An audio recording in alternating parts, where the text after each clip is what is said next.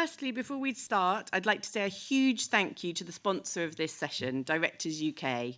Directors UK has stepped in as a sponsor for the very first time this year, and we're extremely grateful for their additional support. So thank you very much. So hello, everyone, and welcome to Queens of the Cut, Female Directors Shaking It Up. Oh, wow, I love this audience already. Okay, we're going to get on. This is really nice. So just to let you know who I am, I'm Lottie Elwell, and I'm one of the creative directors of King Banana TV. And we make meaningful content for a young audience, things like Nickel and Jay for CBeebies and Yakadee for CBeebies, Meet the Experts for Milkshake. So that's our kind of MO. But I've also done quite a lot of directing throughout my career, mainly with the things that everyone says you're not supposed to work with, children and animals. And as we were discussing earlier, people say you mustn't work with children, they're a total nightmare. But actually, it's not normally the children that are the problem. Yes, they may be a challenge, but they're hugely rewarding. And it's normally the grown-ups that you actually end up having issues with. So I absolutely love that. I have also, on occasion, had to look after my own children while directing. So when my son was 6 months old, I used to stick him in a sling and breastfeed him on set while I was setting up, because that was the only way I could make it work. So I know very well the kind of things you have to juggle and the trials and the tribulations of trying to make this career work. I also know that as a female director, I'm in the minority. And in fact, I've got one stat I'm going to read so I don't get it wrong. Only 17% of nominees at the Oscars since 1929 have been women, and less than 2% of nominees were women of colour. According to the World Economic Forum's Global Gender Gap Report in 2023, it will take another 131 years to achieve full gender parity. Boo. However, with panels, sorry, go on, Nigel. That's exactly what I'm about to say, Nigel. So it's panels like this one that will take us ever closer to that, really. So, and we are joined by the most fantastic selection of female directors from across the kids industry, from across animation and live action. They're super talented, super inspirational, super creative, and we're going to get to hear from them today. So first of all, thanks so much, all of you, for being here. And could you please just give everyone an introduction? Hello, everybody. My name is Evgenia Golubeva, and I'm a writer and director. I've written more than 100 episodes for Kids TV, and I've been directing series work at Blue Zoo, A Productions, and currently working in 2D workshop in Edinburgh, which is quite nice. I also create my own IPs for kids TV shows and to make short films in between projects.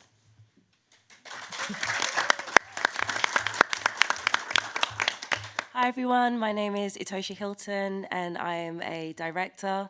I also have written as well, and I've been working in drama, but last year I had my first venture into a hybrid drama comedy with animation, and it was for children's TV.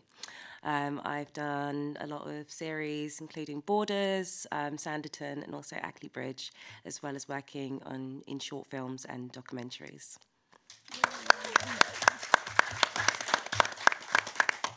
Hello everyone, I am Nandita Jain and I am a director, but I also write and produce. As everyone knows in this industry, you have to do a bit of everything to survive. So, here we are.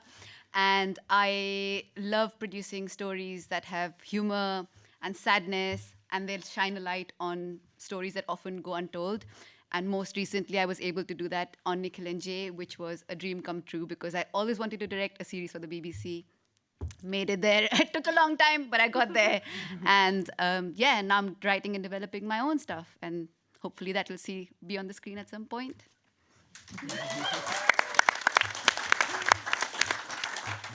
Hi, I'm Kitty Taylor. I've been involved in animation for years. I've been series directing for actually upwards of 25 years, I think now, which is insane. I tried to count. I think it might be 8 different series, some of which obviously went to second and third series, but 8 different shows. I love it still, which is incredible given how long I've been at it. But notable shows are Charlie and Lola, Tree Food Tom, and Dennis and Asher, which were the BBC. Best and Best for Nickelodeon, and I'm just finishing a series called preschool show called The Woohoos for Milkshake. That's me. Brilliant. So as you can see, we've got an amazing selection of wonderful female directors there. I am sure that, first of all, everyone would love to hear all of your journeys into that role, how you got there, difficulties along the way, and how you've managed to carve out that career path and to keep going. So perhaps we can hear that from everyone again. Yeah. Yeah, so I graduated from university as a director in 2009, and I was thinking, like, how do you get a job? We only had like 2 animation studios where I grew up in St. Petersburg in Russia, and I decided to just go to both of them and say, hi, hire me as a director. And I thought it was a brilliant idea. I went to first one and they said, no way, come on, you have to like become an animator and then grow and wait maybe 10 years. I was like, no, I'm not waiting 10 years. I went to the second one and said, hi, would you like me to direct something? And they actually were looking for episodic directors, but obviously out of uni, they were not sure whether I could do it. So they said, would you like to do unpaid test? Just do like a storyboard and animatic for this episode. And I did it, and they gave me a job. So it was a bit unusual. But my career kind of went on and off, like it's like a roller coaster, because then I moved to London. And when I moved to London, obviously nobody knew of the show at the time. It ended up on, I think, on Amazon Prime eventually, many years later. And nobody knew of my university, and everyone just kind of wasn't expecting me to get any jobs, really. So it was quite hard to start from zero again. So I was like, okay, now I have to be patient. I have to learn patience. And I ended up doing a lot of writing, and I got into writing while directing, while having my first job. And then continued developing my own ideas as well, and making short films, because like every time I tried to apply for jobs, they would say, oh, sorry, but you haven't done anything recently. So maybe, you know, like once you've done something recently, then you can come back. So I would go make a short film. It would go to festivals, win awards. I would come back and say, hi, here's I made this. It's like, oh, but it's a bit too short. Can you make something longer? So it's kind of like went back and forth. And in the meantime, my career as a writer went very well. And I was writing on shows like Hey Dougie and Digby Dragon. And I was writing for Disney on Best Bugs Forever and Chip and Dale. And so it kind of was, but then finally I made another short film, The Witch and the Baby, which went to a lot of festivals and got lots of awards. I never had so many awards. I had to buy a shelf for awards for my studio. And after this, people went, oh, hang on a minute, maybe you can direct. So then finally I got my first breakthrough at Blue Zoo, and I directed Millie and Lou, which was a wonderful show for YouTube Originals. And I was also a co-head writer with Miles McLeod, so we kind of like took all the creative control. It was really fun. And after this, obviously, it became much easier because I had a credit here in UK and people took me more seriously. And I went to work for A Productions, and I'm directing a 30-minute TV special that's going to have a cinematic release for Tulipop Studios, which is great fun. But challenges were like just being stubborn enough and carry on, because so many times I thought I should give up. Well, come on, it's like it's not going anywhere. And it took me about 10 years to finally get to the point when I'm happy and doing stuff I'm enjoying doing. And I actually ended up being a showrunner on one of the shows. I sold an idea for a TV show about 10 years ago to a Russian company, Riki Group, and they finally finished making it like 2 years ago and released it finally. So it's something like I was doing for across these 10 years, bits and bobs of it, because we didn't have full funding straight away. So we had funding like for 2 episodes, for 3 episodes, so we kind of kept working on it.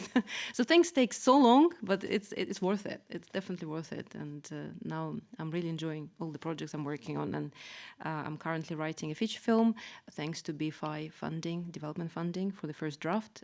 It's a family feature film, and after going to the talk yesterday, I'm like, oh, why I'm doing this? But I will carry on, and hopefully it will pay off. Brilliant. That's great. So I started off as an actor. I went to drama school. Wasn't thinking about writing or directing at all. I was like, no, that's for writers and directors. And I went to drama school in New York, and then when I got back to the UK, there was just like literally nothing. I mean, this was really early 2000s, and I was going on auditions, just nothing was coming up. And then my sister said to me, "You love writing, why don't you write a script?" And I was like, "I can't do that, but I like a challenge." So I thought, I'll give it a go. And at the time, I joined British Airways as an air hostess, so I didn't really have that much time to go on auditions. So it was perfect, just like I'd be down route, and I started working on some ideas.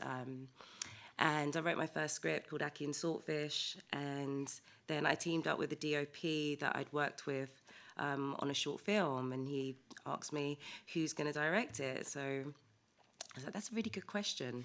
Maybe I should, because I know exactly, I can visualize it, I went to look, and basically that's how I started. It was on my first film, and I did many different roles, including locations and, production design, even hair and makeup, which was great because it gave me the experience and really propelled me to do my next short.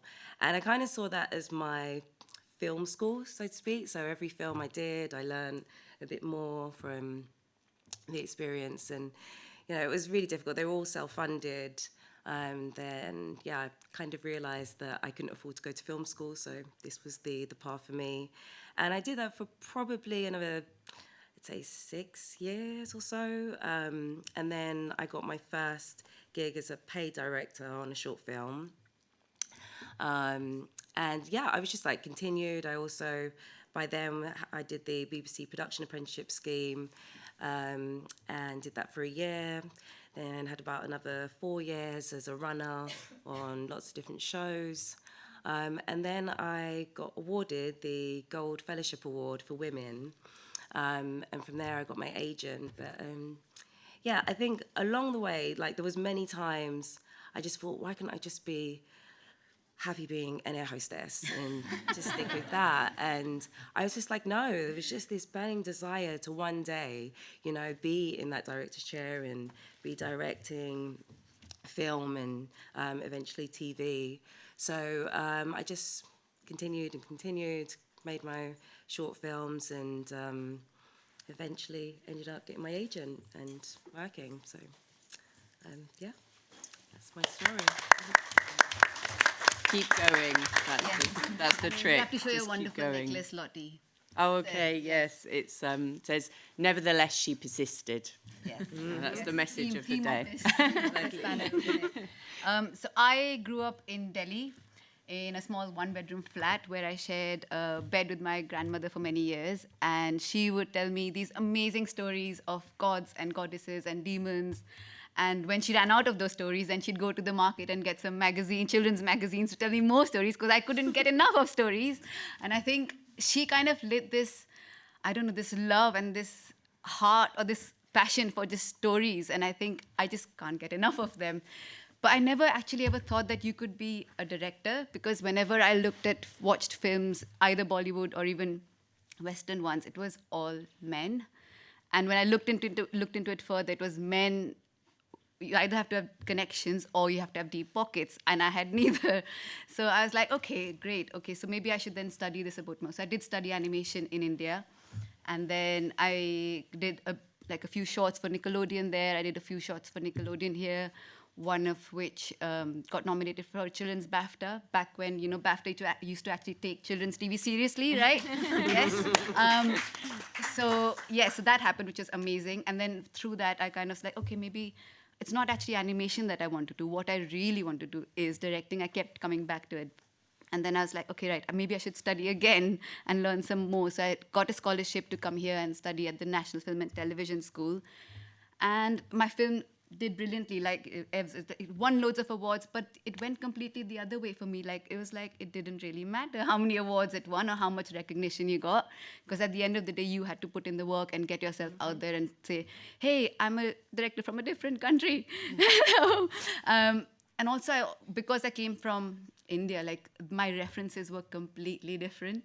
So often I'd look at people and they'd say, oh, that actor from that show that you all grew up with, and everyone's laughing, and I'm like, what are you talking about? Oh, yeah, that one, yeah. So it was quite a hard journey from me, but I think what I always, I brought myself. I was never trying to be someone else. I was always had this passion to make stuff. I wanted to collaborate. I wanted to understand and learn about people. And, this is what this whole business is about. It's about trusting each other, working with each other. What can we do together to make this industry better?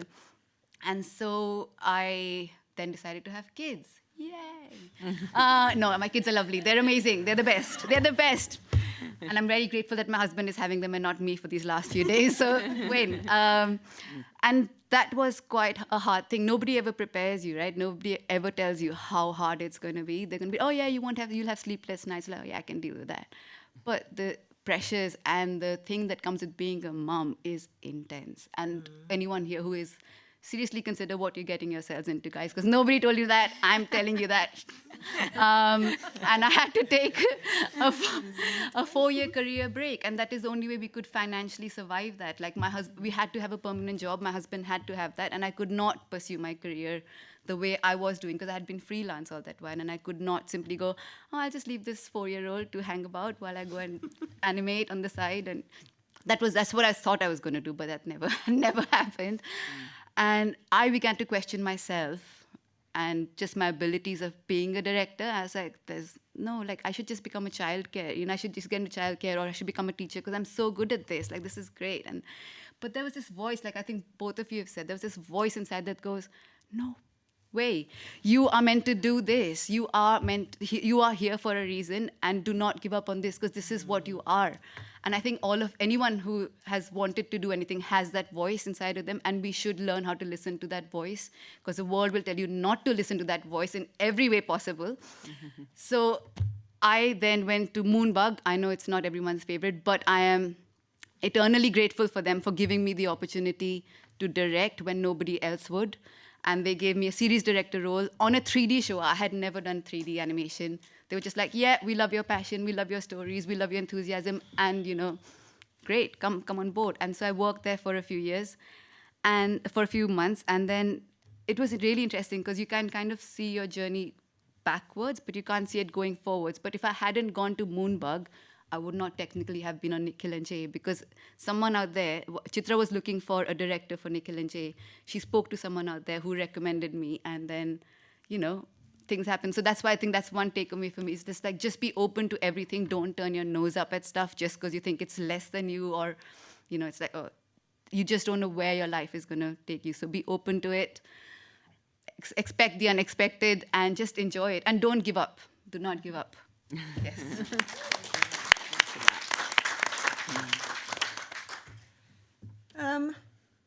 Where do I start? Well, I went to college, and I did, at the time, it was, I think, the only, or at least one of the only 2 courses where you could actually spend 3 years and get a degree in animation, which at the time was laughable, actually. They just thought it was, absurd that you could have a degree in animation. Where I made a hilariously funny cartoon about rape. Wow. And then, it actually didn't set, I'm very glad I went because it was an opportunity to make a film that was unlikely to come again.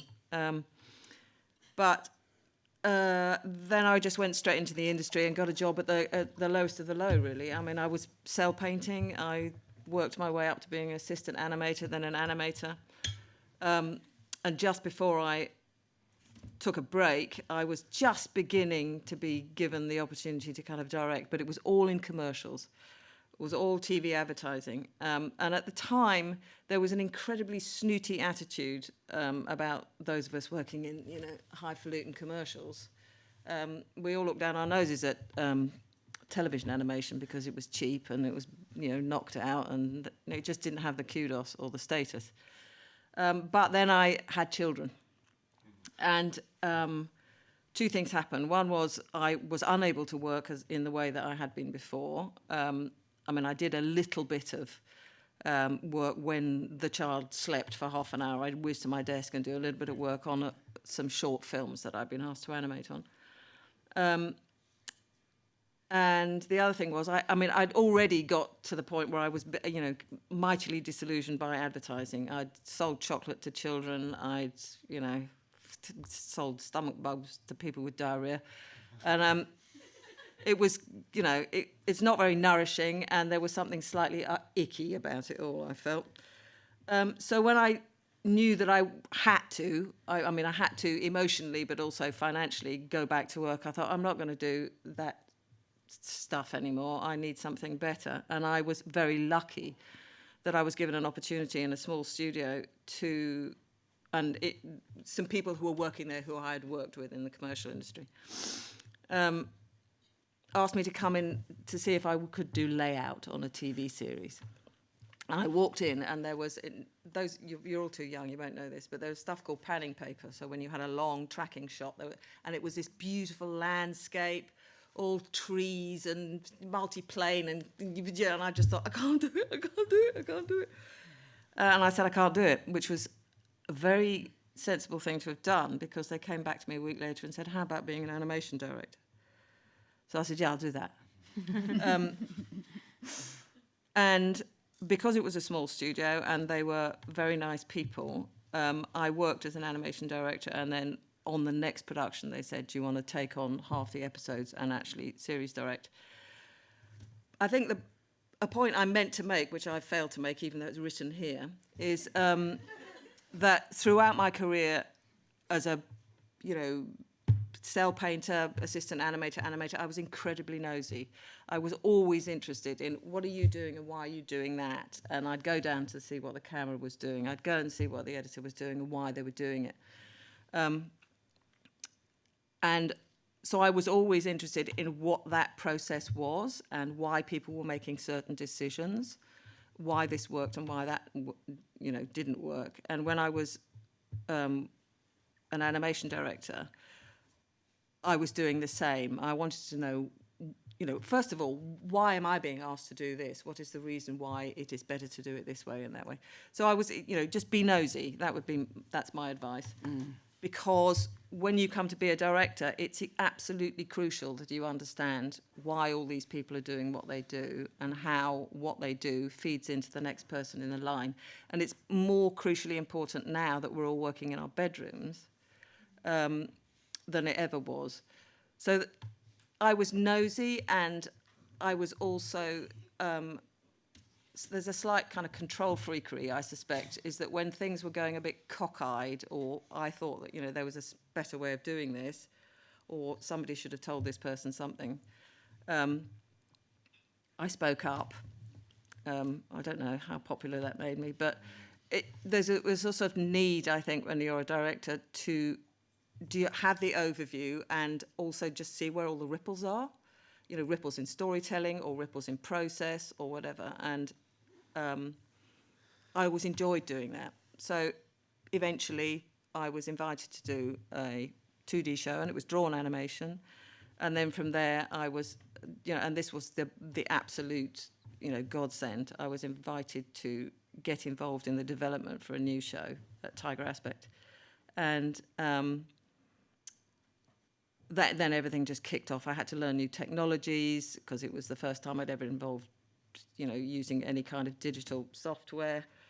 And every subsequent series since then, there's always been something to learn. And I think that's why I still love doing what I'm doing. Because I always learn something. There's always wonderful people around, and it's very important to have good relationships with the people around you. I'm rambling now. But, Brilliant. the other thing was the thing about leaving commercials and going to children's television was storytelling.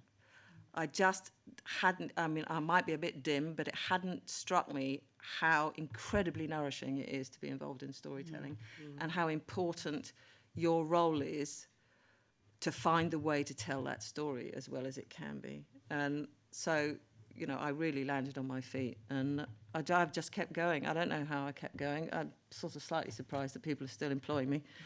But, I love it, and every job is different, but it's all storytelling. So. Just to your point there, Kitty. Sorry, yes.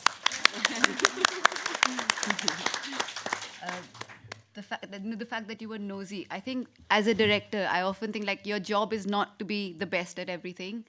That's not what your job is. Your job is to bring out the best from everyone else who's the best at doing their job. So I think that's really interesting that you said, oh yeah, you were nosy. Yeah. Well, actually, that leads me on very nicely to what I was going to ask you next. And maybe, Nandita, as you started, you can answer this first. But just a little bit more. I think we've heard a little bit from Kitty about how she likes to work. But how do you like to work within a team, or how do you like to run a production? And what qualities, if you don't mind me asking, do you feel you have that are positive for that? And what qualities maybe have held you back here and there? I think what I like to work in is a very open production. Like everyone has a say. There's no need to hide. There's no need to be ashamed of anything that you've done wrong. There's no need to, worry about talking to someone who's a director, because we're not gods or anything. We're just other human beings, just like yourself. And same, like going up the other way, I very open with execs and producers, and it's like, we're all human. It's just a human business. It's not, especially in children's, you have to be a person before a machine. And I think I'm very, it's about talking to people about everything, just making sure everyone's very clear about what's going to happen. People every single day know what they're capable of and what they're supposed to achieve in that day. So I think it's my passion for it. I think because I bring so much energy, especially when you're working online, I think you need 4, 5, 6 times the energy, because you actually got this screen in front of you and everyone's on the screen and they're looking for that energy. Sometimes I'm just I just want to stand up and but I can't, because I just sat in this chair. I'll only see your tummy. Yes. My legs are doing all the kicking underneath, going crazy. But on the top, I'm very still. But yeah, I think you really, your energy is what makes the project happen. Your passion for it, your ideas, your vision, and how well you communicate that to people. I think because that is a skill, without sounding like a complete, dictator. You want people to work with you, not for you. That's not what directing is about.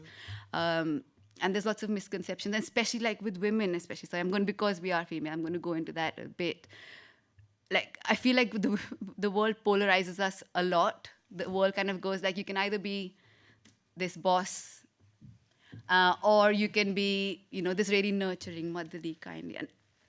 And there's many ways women can direct. Just like men can direct in many different ways, women do exactly the same thing. We are not two-faceted. We have lots of different talents. We work in different ways. But I often feel like a lot of women in different roles feel the pressure to be nice and to be liked, and they bear a lot of emotional labor of constantly of being, because you have to be a good girl, and you've been taught to do that. Don't say anything if you can't say anything nice. Those things are in your head all the time. It's go away. I'm just trying to direct. Just let me do my job. So I think at the end of the day, the best you can be is to just be human and be yourself, because everyone notices that. That's how you connect with people. And the moment you form a connection, people will just do anything, they will just do anything because they believe in you. They believe in you as a person, and that's for me is how I work. Amazing. Itoshia, coming from the live action background, do you sort of feel the same? Do you like to work in a similar way, or how is it different? Oh, completely, yeah. I think I've got a genuine love of every step of the process, and I love collaboration. I love when most of the HODs come on board, and I don't lead with ego. I don't think, exactly the same. I'm director, everyone must listen to me. Yes, I'm a natural leader, but I love everyone to just input with their things. I love working with the production designers, with the DOPs, with hair and makeup. As well, I think because I had experience in different departments, I love production design. I love to just delve into that. So it's all about collaboration for me, and work at using people's skills in the best way. So yeah, I think I'm a very good listener as well. So that always helps. But it's beautiful, and I love doing it.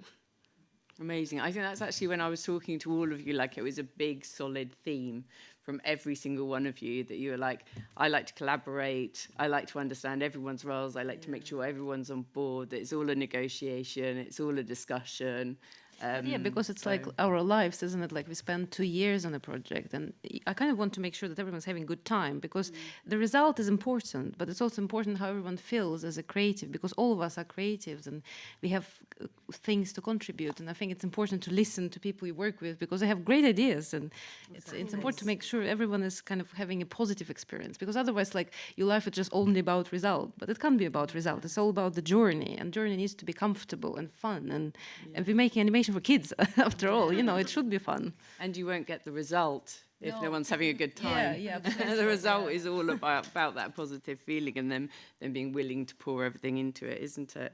Brilliant. So I just want to have a talk now about how women can lift each other as they climb through the ranks and why that matters, really. So I was incredibly fortunate when I kind of came up through the ranks of the BBC, and I had an absolutely amazing series producer, Claire Bradley, who I'm almost going to get emotional talking about it. My team over there will be like, oh, Lottie goes again. Sorry, I'm terrible with this. Anyway, she's a brilliant woman, and she taught me pretty much everything I knew and was incredibly generous, like so generous with kind of, you know, giving me tools to and breaks and actually handing the mantle over to me a lot of the time and saying, at one point she said to me, I'm gonna leave soon. It was when CBeebies moved to Manchester. She said, I'm going to teach you everything I know. I want you to carry on, and I want you to do this for the next lot of people. So he was an incredibly generous woman. So it's so important. So have you guys had experiences of people? Well, I know that you have.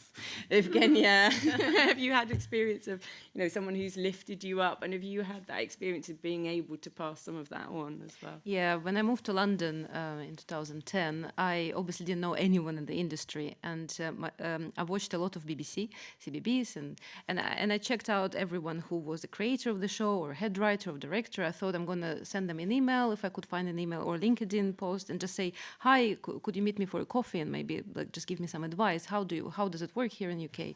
And not many people came back to me, but one of them was Anne Rombat, the creator of 64 Zoo Lane, and she was incredibly kind. She invited me over to her house and showed her home studio space, and she shared her journey.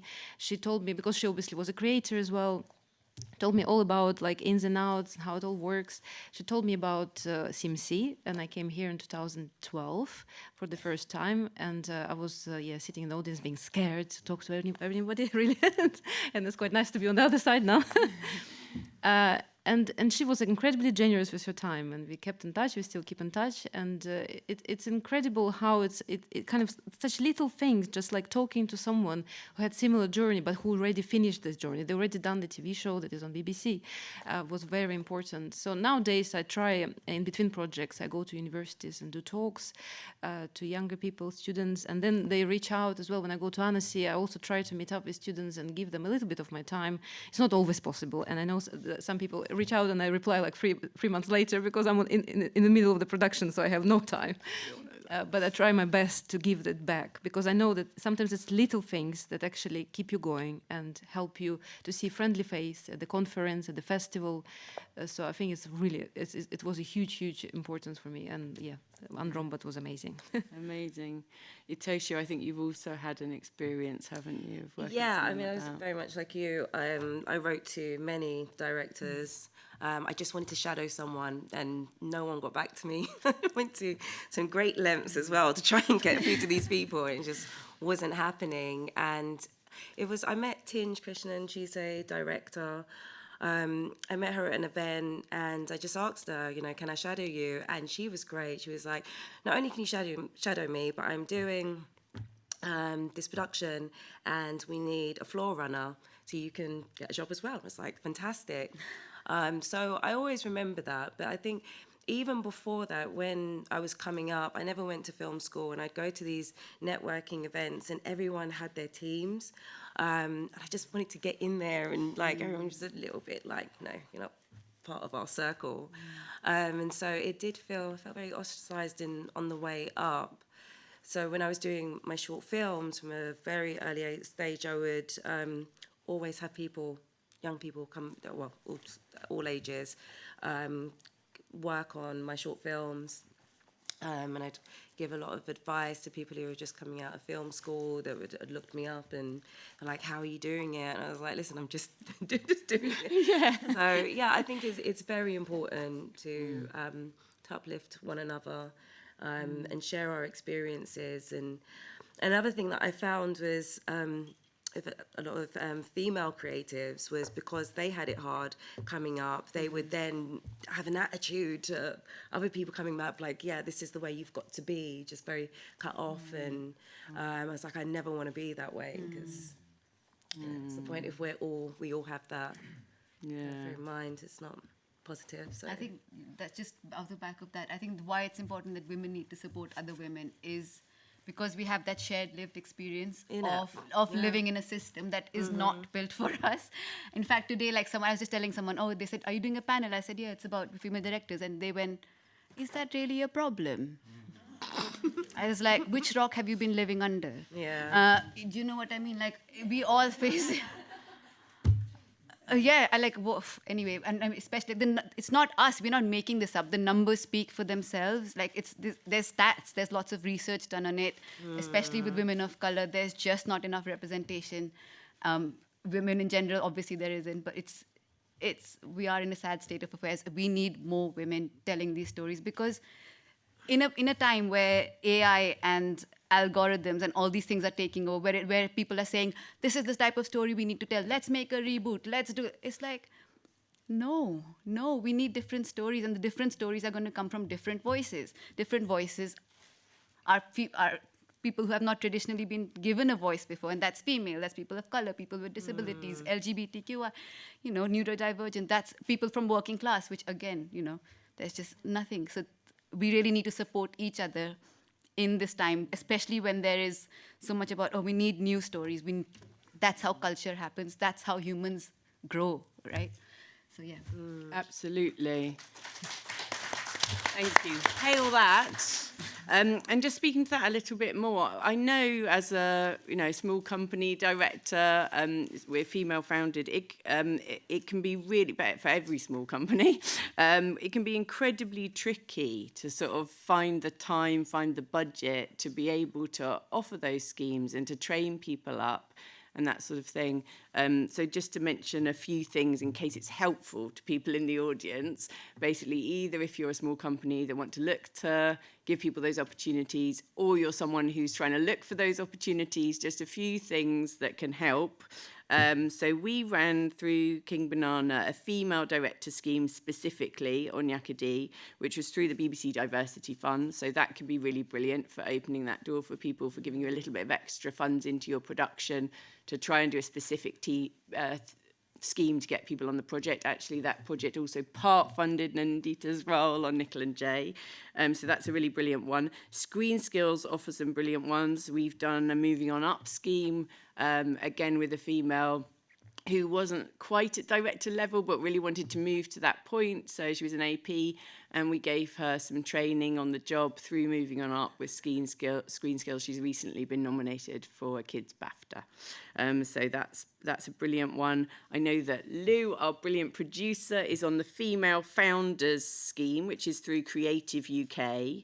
There's also an incredible list on the Women in Film and TV website, industry opportunities page, all sorts of different things, all sorts of different genres. It's not all directors, but there's all sorts of different sort of funds and schemes that you can tap into there. So that's a good one. Also, obviously, if you're a director, Directors UK, and so a couple of people from Directors UK, Toya and Felicity here at the front, our wonderful sponsors are in the audience. We've also got some flyers here, so if anyone wants to take one of those at the end or speak to Toya or Felicity, that'd be brilliant. But for their members, they organise the Inspire Mentorship Programme. I'm sorry, I'm reading, so I want to make sure I don't get this wrong, which provides structured support for peer-to-peer mentoring. They've also campaigned extensively over the last 10 years for a better, safer, fairer industry for women directors and other underrepresented directors. So the Directors UK are a really good place to start for community and support. Yes, so there's that, and you can also check their website, obviously, for that. And then also, Kitty, you mentioned some other places earlier to me. There are two organisations which are, they are specifically for animation and the VFX industry. And one of them is called Women in Animation, which was, I think, started in the US, but has actually moved and opened opened over here as well. And another one called Animated Women. They're easily confused. I can't see why. And both those organisations, but I know more about Animated Women. They have mentoring schemes. They showcase, women working in the industry, and there's a good they have a good networking setup as well. So they're quite useful things. And it's not exclusively directing, but it's I think it's where you'll meet other women who are doing good things. So. Brilliant.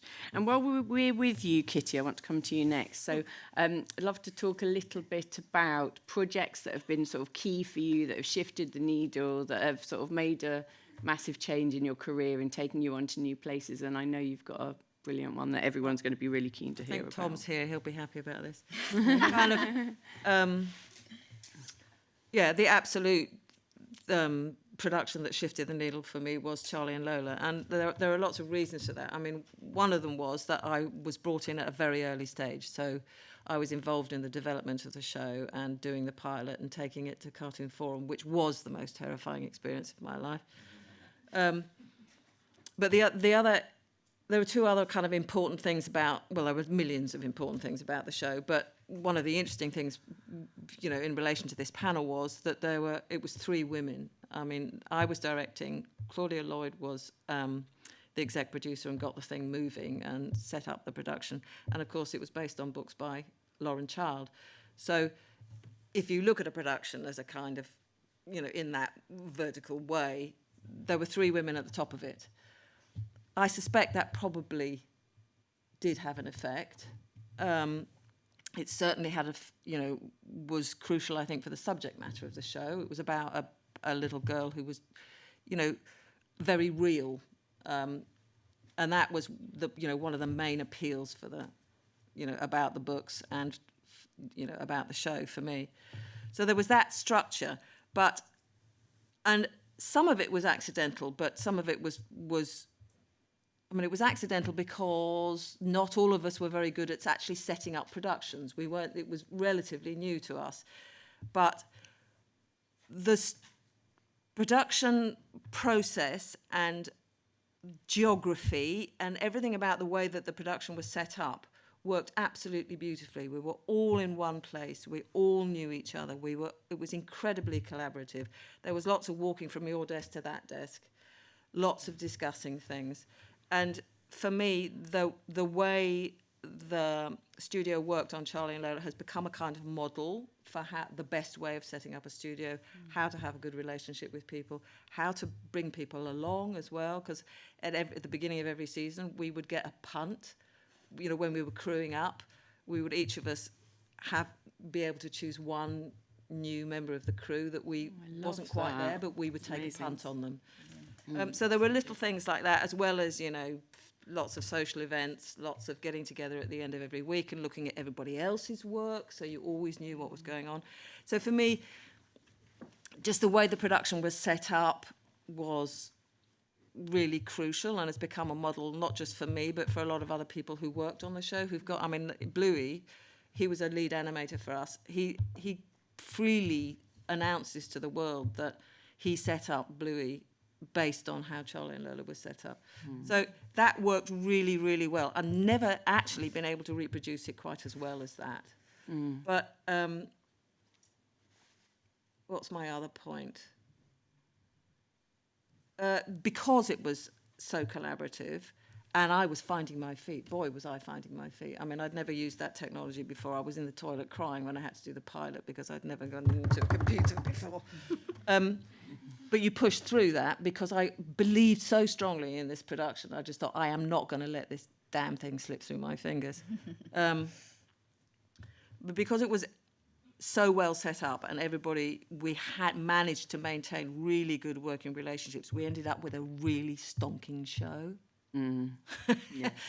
And I remember learning how important it was that you had to take your focus away every now and again and look down on the whole thing. And, there were points where and I'm sure this is true for all of us, you're so focused on the next thing that's got to be done.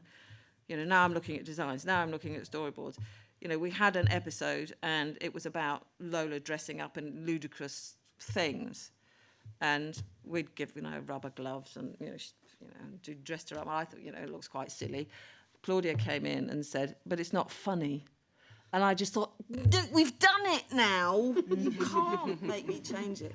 And because I'd been so buried in it that I wasn't able to step back and go, God, that's not funny. You all know that feeling. So that's a valuable lesson, I think. And it may be this is a particular thing for women, but it's also true for everybody, I think, who chooses to direct, is that you have to, if you've got in any doubt, ask someone, because A, you're going to learn something, and B, they know that they're being valued. So stand back, but if there is anything that comes up that you're not sure about, just ask, because you just don't want to wing it, because that way disaster lies. Yeah. So yeah, that was. I mean, it was the big one for me, and on the back of that, I was then invited to do the next series, and so on and so on. So yeah, it was a goodie, that one. Amazing. And Evgenia, I know that for many of you, personal projects have been hugely important in giving you that break or moving things on. But can you speak about The Witch and the Baby? Yeah, so when we had our baby, we realized that a lot of stories kind of showcase parenting in the wrong way. It's always like when they put kids to bed in lots of films, they will just literally kids in bed, and then they close the door and go say good night and go. And it's never like this. It's takes bloody 2 hours at least. And I noticed it in a lot of films that it wasn't quite honest about parenting. So me and my husband used to have we started it as a little storyboard. We do little jokes about because in the fairy tales you have a witch who steals a baby, and I was thinking, wow, if a witch steals the baby, imagine how much mess would the baby do in the house of the witch. So we came up with this basic concept and pitched it to Soyuz Multfilm in Moscow, and they gave us money to make a short, and they gave us 5-minute budget. It was we had so much material, we could probably made the whole series, to be honest, but we kind of had to squeeze it into 5 minutes. And but it was a very honest look at parenting through through folklore. And this film it came out just before COVID. And we couldn't go to any festivals it was selected to, and we literally would receive an email every Saturday saying, can you send us a video, you got an award. And it would happen every week, and at some point it became running joke, oh, did you get an email? Yeah, look, it's here. I actually sent accidentally the same video to a couple of festivals, and I was thinking maybe we should just record one and then just send it to all the festivals.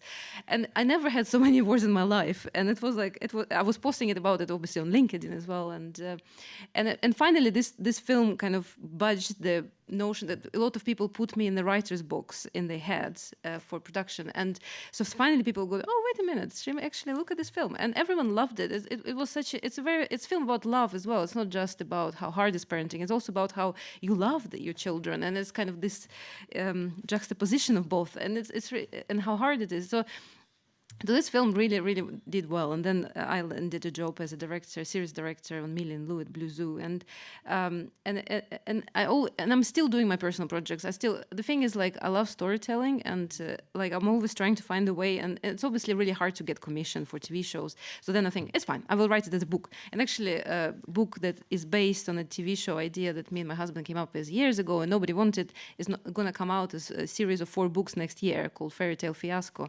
and I think it's so many different ways you can take your personal projects. It doesn't have to be a screen, it can be books and stuff like this.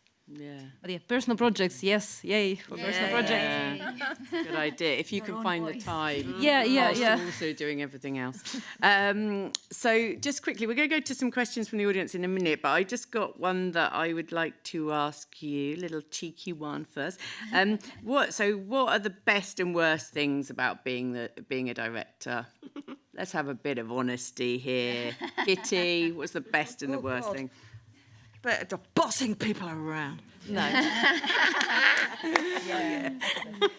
Absolutely not. But best thing about being a director, don't know. Storytelling, being able to see something through from beginning to the end, is something very satisfying about, you know, watching that thing arc and complete and be rounded off. Yeah, I mean, I genuinely love the job. There is something deeply, deeply satisfying. The worst thing about it is the hours. Yeah. You know, when you're in it, you're really in it. Particularly with series work, that once the train gets moving, it doesn't stop in any stations. It just goes straight to Sheffield. Yeah, yeah. Nandita? The best thing for me, I think, is that just that energy in the room or in the space when you're creating something with a group of people. Oh my God, that is palpable, that is feelable, that is human in ways that beyond I can express in words. That is something you just feel because you're working with other people.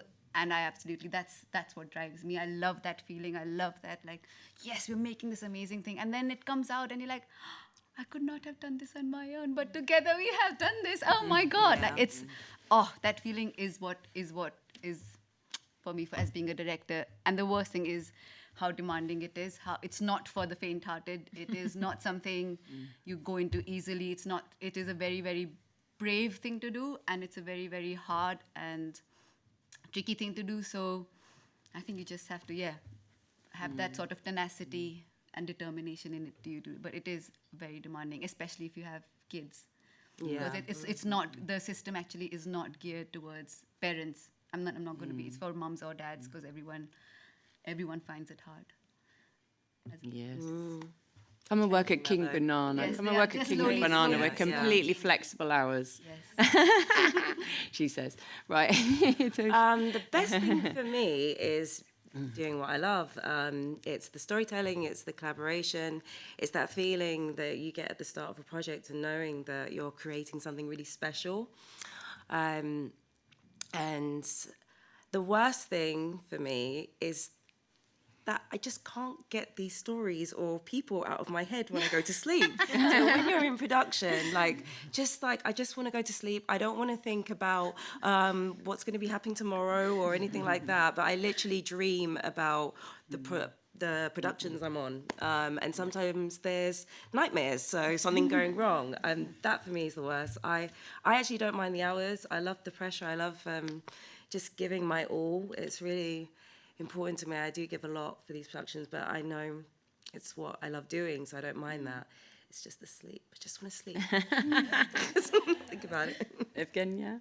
The best thing is that we get, because every project is different, we get to spend time in this world, like in this magical world. And it's like, I really like when I'm working on the project, I'm the same. I dream of it and I imagine myself there. And it's like, and this character become real. And it's great to spend time in this world and kind of bring it to life. And also one of the things, actually, great thing, when you make a short film, you can go to festivals and see people's reactions in the audience. And this is my favorite thing. And kids are so honest. Like if they don't like something, they will say it. And like if they love something, they will say it too. And it's brilliant. And the worst thing is, I guess it's, for me, the worst thing is when it's over. It's like, feels like you betrayed the customer. You know, you kind of spend 2 years in this world and then it's over. And you're like, oh my God, where did it go? So for me, it's like the end of it. I struggle with ending of productions. It's very sad because I love all the people I work with. I love all the content we create and then it's over. This is the worst. Too right. I think we've got a little bit of time. Oh, great. We've got some hands up already. This is amazing. Do we have microphones, please? Down the front. Thank you. So, hello, thank you so much for this very, very awe-inspiring session. It's just really, really so heartwarming. My name is Joyce Ahuja. I'm also an animation director, and I'm working on my own original feature film right now. And, you know, before I get to my question, I must say I love the diversity we have here. I actually just got my sketchbook out because I just wanted to draw you guys. You guys have so much character. Thank you. I can just imagine you four in a heist film. That's what really about. That's what this is really about. So it's just perfect. So my question is that what's the difference difference between directing an original IP that you have created versus directing something that somebody else has come up with, and it's somebody else's baby, versus creating your own, like Charlie and Lola. I actually used to wake up at 6 a.m. because that's the only time it would air in India to watch the show. I loved it so much. So I would really love to hear from you. Thank you. Great question. Well, I'm probably not the best person to ask, since every series that I have worked on has not been my own IP. But that has its own challenges, because I think every new thing that you start, you have to understand what it is, understand, what is absolutely the foundation of this idea, also understand what the client's needs are, because, whether we like it or not, your role as a director is to deliver the thing that they're paying for. So you have to be a bit grown up about notes that you might be getting from clients and broadcasters that you may or may not always agree with. Pick your fights.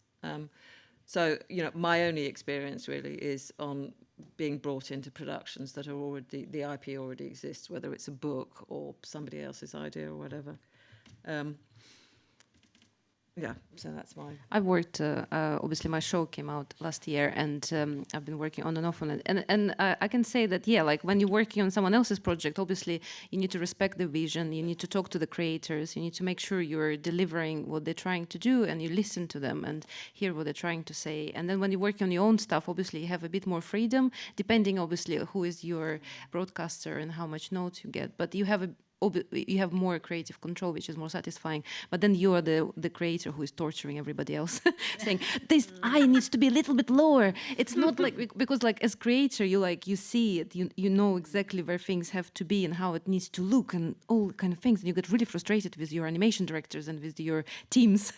So you kind of find yourself on the other side. So it's exciting to do both, but they are different challenges. Yeah, Definitely.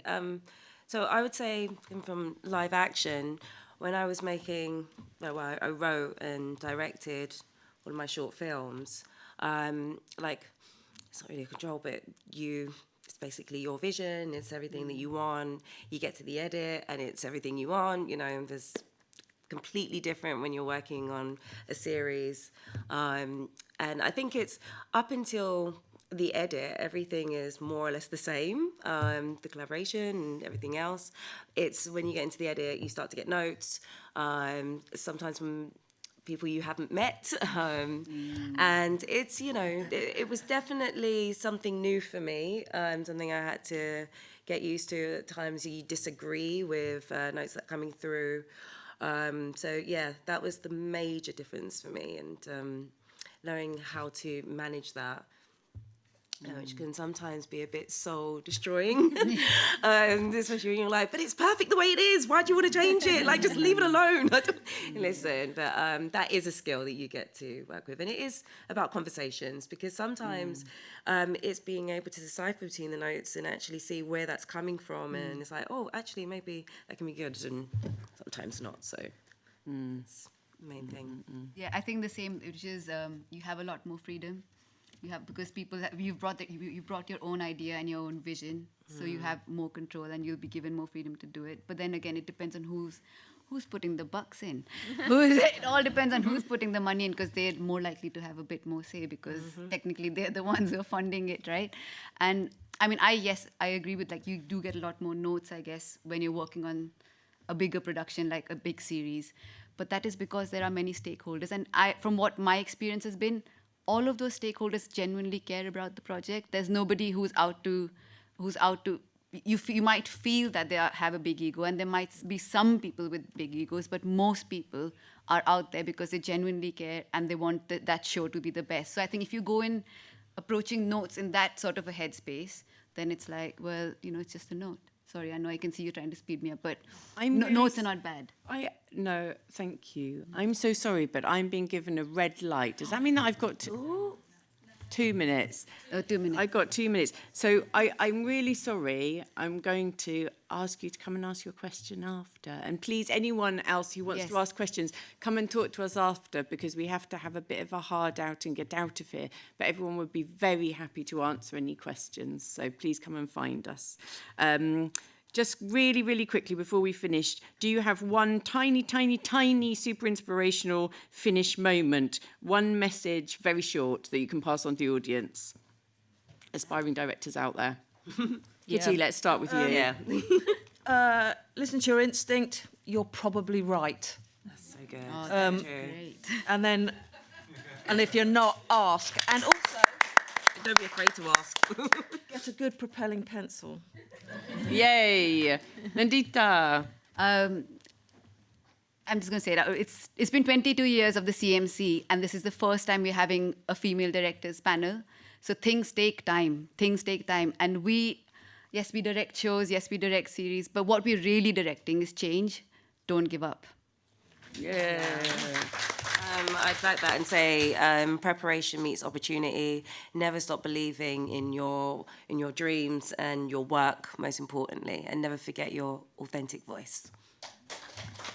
Absolutely. And I would say, if you're going to have kids, make sure your partner can share your childcare 50-50.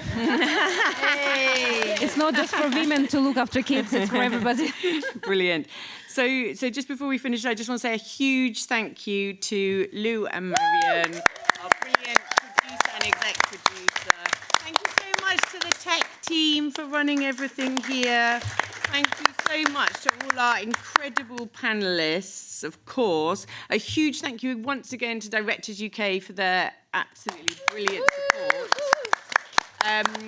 As usual, we have to get out of the room as quickly as we can. Sorry about Thank that. you, Lottie. Thank you, Lottie. Thank you.